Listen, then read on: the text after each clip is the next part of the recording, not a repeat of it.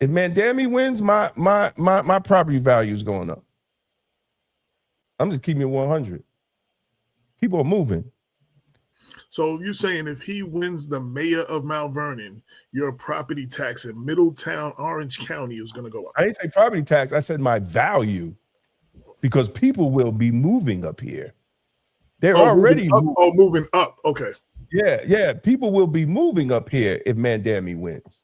This is Black Westchester Magazine's People Before Politics Sunday Rundown. On to the next, man. We just gonna, for those who maybe in the 5 boroughs, I have some highlights of the last debate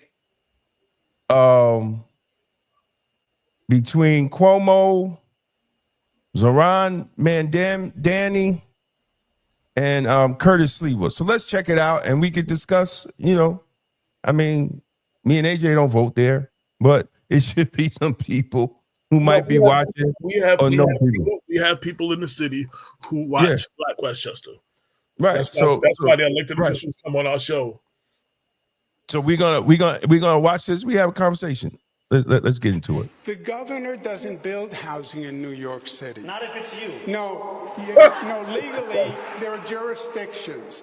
The governor doesn't pick up trash. He doesn't run the fire department. That's what the mayor does. The mayor builds housing. The state allocates funding for localities. And I allocated more funding for housing than any governor in the history of the state of New York. All right? I did things. You have never had a job. You've never accomplished anything. There's no reason to believe you have any merit or qualification for 8.5 million lives. You don't know how to run a government. You don't know how to handle an emergency. And you've literally never proposed a bill on anything that you're now talking about in your campaign. You had the worst attendance record in the assembly, and you gave yourselves the highest raise in the United States of America. You went from $110,000 to $140,000, and then you never showed up for work and you missed 80% of the votes. Shame on you. Shame on you. Good evening. Thank you to the moderators, and thank you to New Yorkers for tuning in. I know you'd rather be watching the Knicks. While there are 3 candidates on this stage, you will hear only 2 messages. My opponents, who spend more time trying to convince the other to drop out than actually proposing their own policies, will speak only of the past, because that's all that they know. I am the sole candidate running with a vision for the future of this city. Andrew Cuomo will spend much of tonight attacking me.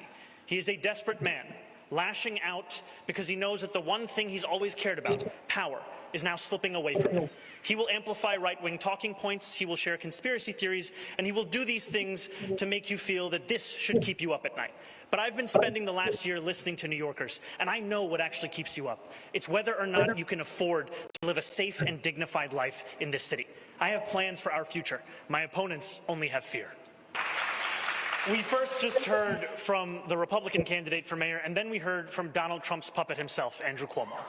You could turn on TV any day of the week, and you will hear Donald Trump share that his pick for mayor is Andrew Cuomo. And he wants Andrew Cuomo to be the mayor, not because it will be good for New Yorkers, but because it will be good for him. Look, Donald Trump ran on 3 promises. He ran on creating the single largest deportation force in American history. He ran on going after his political enemies, and he ran on lowering the cost of living. If he wants to talk to me about the 3rd piece of that agenda, I will always be ready and willing. But if he wants to talk about how to pursue the 1st and 2nd piece of that agenda at the expense of New Yorkers, President Trump has to respect you. He sent the National Guard into 20 cities. The city he didn't send it into, New York.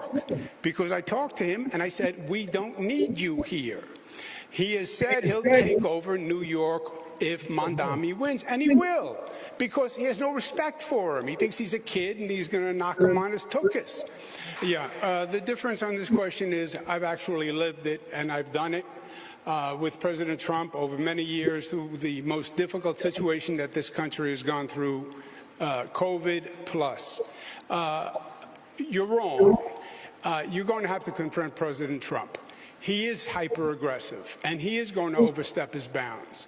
And you are going to have to confront him. And you can beat him. I confronted him, and I have beaten him. He was going to quarantine New York during COVID. And I stopped him. He was going to cut aid to federal programs, and I stopped him.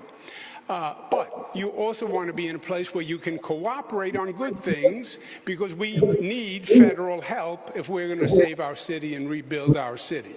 Mr. Cuomo, in 2021, 13 different women who worked in your administration credibly accused you of sexual harassment. Since then, you have spent more than $20 million in taxpayer funds to defend yourself, all while describing these allegations as entirely political. You have even gone so far as to legally go after these women.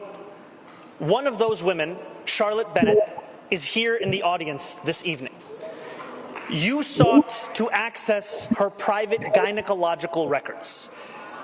She cannot speak up for herself because you lodged a defamation case against her. I, however, can speak. What do you say to the 13 women that you sexually harassed?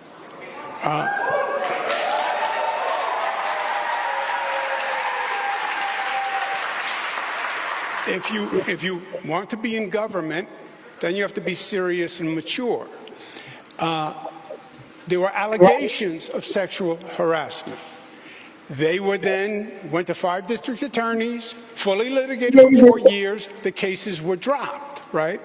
You know that as a fact. So everything you just stated, you just said was a misstatement, which we're accustomed to from you. Stated was a misstatement? Yes, because the cases were dropped. That's what happened. And my question to you, you still didn't answer, why won't you say BDS against Uganda for saying gays should be imprisoned for being gay? Okay. You have no problem with BDS against Israel, but no BDS for Uganda. Excuse me, Mr. Cuomo, it's my turn, all right? It's like 2 kids in a schoolyard. I heard you on the radio this morning. Zoran, this is personal for me. I know you are under threat. The mother of my 2 youngest sons who are raised Jewish, Melinda Katz, is prosecuting this person who came up and tried to do you harm. But let me speak on behalf of my 2 sons. When they've heard some of the statements you've made, like in support of global jihad, and I hear some people out there saying the Jews, their time is due, which means the same thing. They're frightened, they're scared. They view you as the arsonist who fanned the flames of anti-Semitism. They cannot suddenly accept the fact that you're coming in like a firefighter and you're going to put out these flames. You've got a lot of explaining to do, a lot of apologizing to do. My sons are afraid. Their family, their friends, many in the Jewish community are concerned if you become mayor because they don't think when anti-Semitism rears its ugly head, which it's now doing more than ever before, that you will have the ability to come in and put out those flames of hate. I heard the both of them, again, fighting like kids in the schoolyard. Zoran, your resume could fit on a cocktail napkin, and Andrew, your failures could fill a public school library in New York City. You know, not everything is a TikTok video. You're the savior of the Jewish people. You won't denounce, globalize the Intifada, which means kill Jews. There's unprecedented fear in New York. It was not several rabbis, Errol. It was 650 rabbis who signed the letter, not several. Protest, demonstrate, disagree. God bless America. God bless New York City. And there is no doubt that there's 2 sides on what's going on, and the passions are very high. That doesn't justify anti-Semitic behavior in New York. It doesn't justify having a Jewish population that feels unprotected in New York. It doesn't justify leaders who stoke the flames of hatred against Jewish people, which is what Zoran does, in my opinion. Zoran, this is personal for me. I know you are under threat. The mother of my 2 youngest sons who are raised Jewish, Melinda Katz, is prosecuting this person who came up and tried. Yeah, I think, yep, that's it. Well, So who's the third dude? oh, that's Curtis Slewa. Ah, okay, without his red bandana, I didn't recognize Yeah, him. that's Curtis. That's Curtis Slewa, man. He's been running as a Republican Yeah, I know. they got to get it somebody else, bro. Like, because they really had a shot Yeah, I'm not a fan. The Republicans really had a shot, because neither one of who's gonna, out of the three. Listen, if Mandami wins, my property value is going up. I'm just keeping it 100. People are moving. I talked to my cousin last night, and Armit, he's a big real estate guy. He's a big real estate investor. He said nobody wants to invest in blue states. So you're saying if he wins the mayor of Mount Vernon, your property tax in Middletown, Orange County is going to go up? I didn't say property tax. I said my value, because people will be moving up here. They're already moving up. Okay. Yeah. People will be moving up here if Mandami wins. That's a good thing, right? Value. The value of your house it's a good thing. Listen, it's a good thing for me. No. I was just gonna say that wasn't a complaint. That was okay. As of today, I live in a Republican county. Now we don't know election day because Mike Sussman is running on the Democratic line, and good luck to him. Oh, you're in Orange. He's running for Orange County. Yeah. Right. But at the end of the day, I already know if they're not going to go to Florida or Southern state, they're coming up here. Less regulations. Is it Republican or is it conservative? It's a Republican county. Oh, I thought it was more conservative. Okay. Republican, conservative. Let me tell you the difference. No, because all conservatives are not Republican. That's why I was just saying. Right. But they ended up voting for Republicans instead of Democrats. Yeah, they in New York, right? Because we have the multi, the different parties and stuff like that. Let me tell you the difference. You got a company, you got a food truck. Mount Vernon, and you do in Westchester, you got to go what? You got to go to the health department. You got to get a certificate of the health department. Then to sell in each city, you got to pay each city to sell in each city in Westchester County. Orange County, you pay $150 from the health department and you can sell wherever you want, as long as it's not on private property. In the county lines. In the county. Throughout the county. In the county. I was shocked. But see, that's the difference. I know, but that doesn't bring home to a lot of people who just don't have food trucks like that. Well, I mean, if you got a business, you're not paying over this overhead. You're not paying for every city in the county. You're just paying once.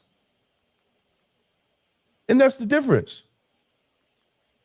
That's a big difference, bro. For someone who has a business or someone who's starting a business.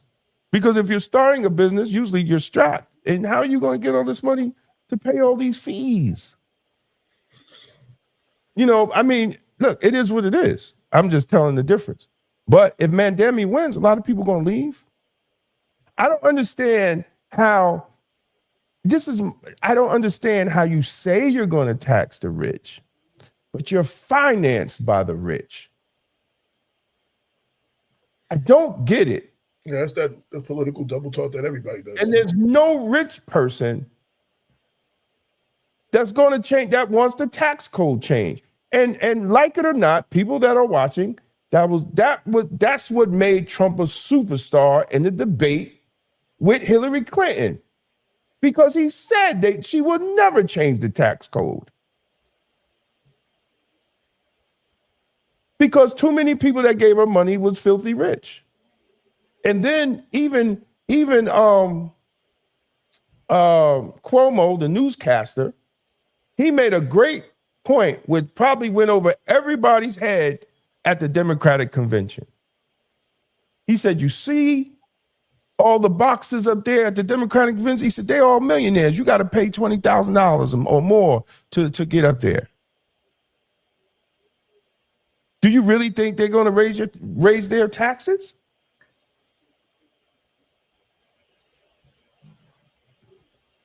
Orange is considered downstate? I don't know, sis. Orange is considered downstate? I don't know. But I mean, for me, it's a debate depending on where you live. Oh, If you okay. live where I live is considered upstate. If you live further north than there, like further Right. north, it is considered downstate. Yeah. Well, okay. It's upstate to me. When I gotta drive 2 hours to get to New York City, it's upstate to me. You know, but I mean that's something that we have to talk about. I mean, people who live in New York City consider Mount Vernon upstate. So you know what I'm saying? So people down there. Yeah. Well, yeah, absolutely. This is Black Westchester Magazine's People Before Politics Sunday Rundown. You can check out the full show listed on our YouTube channel. Don't miss us every Sunday at 6 p.m. Live. It's going to be Blacktastic.